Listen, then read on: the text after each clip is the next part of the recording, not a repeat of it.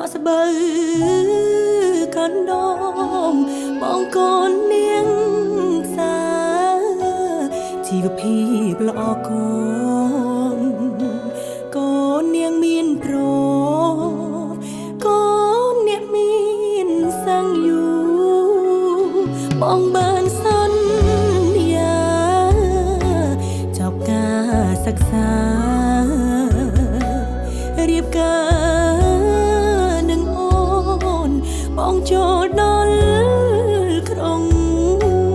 បងលងនឹងភ្លើងផ្លេចស្រុកស្រែយើងបងផ្លេចសង្សារស្រុកស្រែយើងស្រីទុំហើយបងមកស្រុកទេបងមកស្រុកទេបងអើយកាលពីឆ្នាំទៅរាល់ពេលច្រូតស្រូវមានផ្លូវ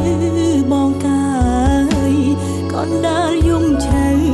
អូនកេងកាយផ្លូវបងផ្លេចបាត់ណា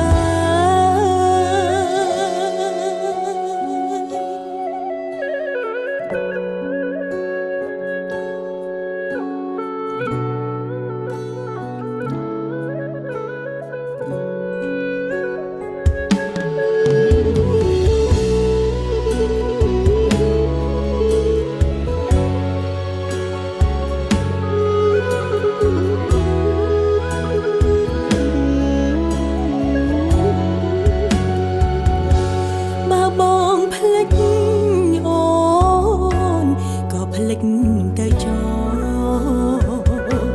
អូនស្ដាយអូនស្រណោអោប្រអើយប្របងកុំភ្លេចស្រុកស្រែកុំភ្លេចស្នេហ៍យើ